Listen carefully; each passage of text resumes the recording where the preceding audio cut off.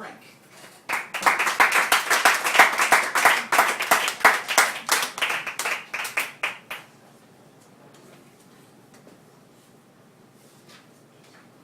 Timer at the ready? Well, we learned in elementary school about the great Benjamin Franklin.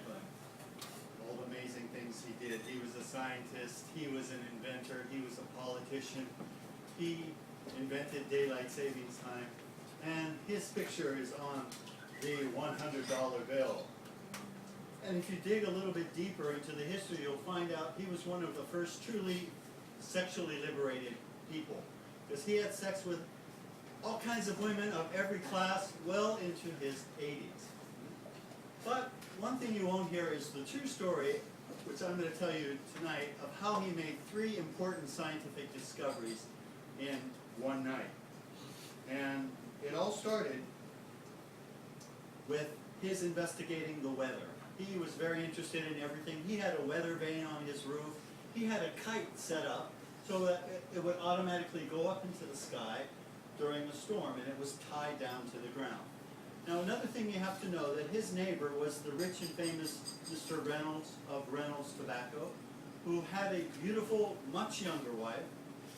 Mr. Reynolds was always traveling around, and Mrs. Reynolds got, well, lonely, and she found that Benjamin Franklin was a willing companion.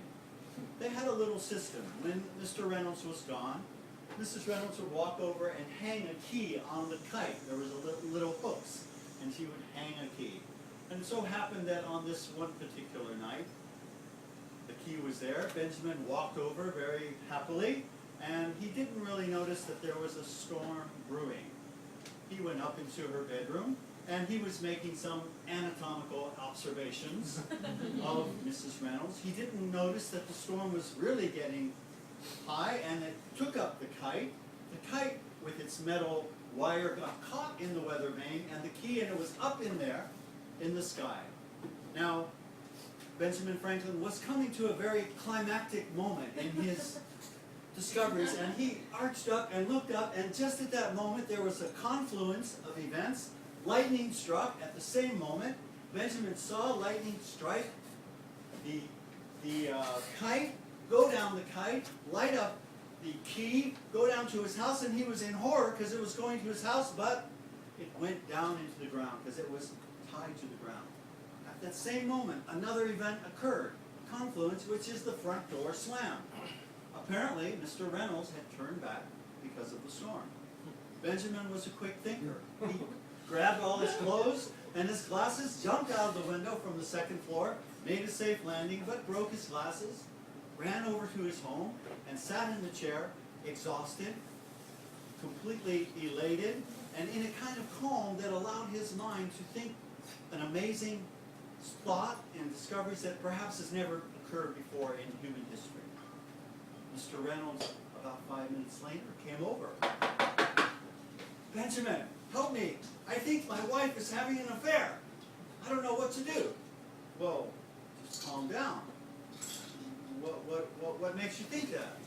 "I saw footsteps, fresh footsteps outside her window when I came home. And by the way, Benjamin, what were you doing tonight?" "Well, I happened to make 3 amazing discoveries tonight. I discovered that lightning is indeed electricity. And I found a way to protect churches and tall buildings with something I call the lightning rod. And I developed something called bifocals where I can read and look far at the same time." Mr. Reynolds was so amazed and aghast, the only thing he could say was, "Have a cigar." And he forgot all about his suspicions. Now, there's no doubt that it was a bit later when Thomas Jefferson sent to Benjamin a draft of the Declaration of Independence, in which he said, "We all have the right to life and liberty." And there's no doubt that Benjamin Franklin was the one who added, "and the pursuit of happiness." Benjamin was perhaps the most alive man that ever lived. And he was a fighter of liberty and a great taker of liberties. And there's no doubt that it is in the pursuit of happiness that many of the wonderful things of life occur.